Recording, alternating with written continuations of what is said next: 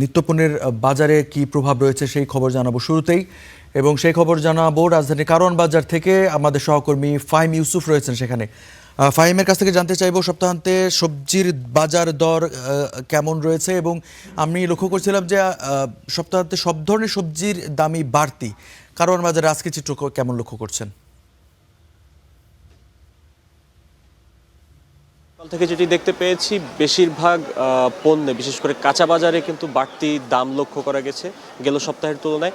পাশাপাশি ডিমের দাম গত সপ্তাহে আমরা দেখতে পেয়েছিলাম যে প্রায় 10 টাকা বাড়তি দামে ডজন প্রতি বিক্রি করা হচ্ছিল, সে জায়গা থেকে এ সপ্তাহে আবারও প্রায় 10 থেকে 15 টাকা বৃদ্ধি পেয়ে মুরগির ডিমের দাম আমরা দেখতে পেয়েছি প্রায় 150 টাকাতে ইতোমধ্যেই ছুঁয়ে ফেলেছে। পাশাপাশি হাঁসের ডিমের ক্ষেত্রেও সেই দাম অনেকটা 200-র উপরে চলে যাওয়ার মতো অবস্থা বর্তমানে রয়েছে, এবং বেশ কিছু জায়গায় 190 থেকে 200 টাকার মধ্যেই কিন্তু হাঁসের ডিম বিক্রি হচ্ছে। এত গেল শুধু ডিমের কথা। ডিমের ক্ষেত্রে এই যে বাড়তি দাম, এই বাড়তি দাম আসলে গেল 1 মাস ধরে আমরা লক্ষ্য করছি যে ধারাবাহিকভাবে প্রতি সপ্তাহেই ডিমের দাম 5 থেকে 10 টাকা বৃদ্ধি পাচ্ছে, এবং সেই ধারাবাহিকতা এখন পর্যন্ত বাড়তি রয়েছে।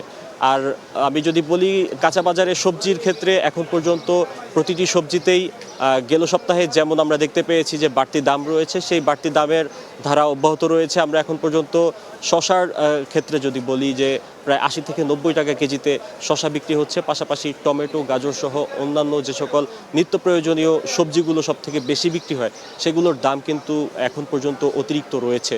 এবং আমরা দেখতে পেয়েছি যে গেল 2 সপ্তাহ ধরে, বিশেষ করে অতিবৃষ্টির পর যখন সবজির দাম বেড়েছে, তারপর থেকে কিন্তু এখন পর্যন্ত কোনো সবজির দাম এখন পর্যন্ত কমেনি, এবং সে বাড়তি দামে স্থিতিশীল বলা যায় সবজির বাজার। আর অন্যদিক থেকে বেশ কিছু অভিযোগ আসছে ক্রেতাদের পক্ষ থেকে যে বর্তমানে সয়াবিন তেলের যে দাম সেটি বাড়তি রাখা হচ্ছে।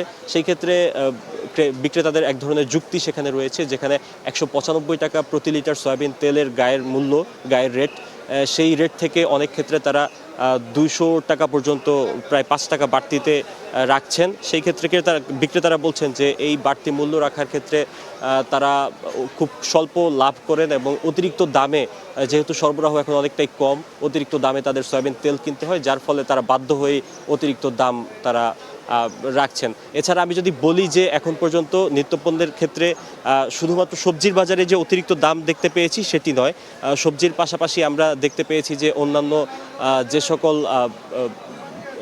বাজার রয়েছে, বিশেষ করে মুরগি এবং গরুর মাংসের বাজারের ক্ষেত্রেও কিন্তু অতিরিক্ত দাম আমরা দেখতে পেয়েছি। বিশেষ করে গত সপ্তাহে আমরা দেখেছি যে 170 টাকা কেজিতে মুরগির মাংস বিক্রি হচ্ছিল, সে জায়গা থেকে এখন পর্যন্ত যেটি দেখেছি যে প্রায় অতিরিক্ত 5 টাকা বাড়তে দেখেছি। কিছু ক্ষেত্রে 170 টাকায় বিক্রি হচ্ছে, আবার কোনো দোকানই সেখানে 175 টাকা কেজিতে বিক্রি করছেন।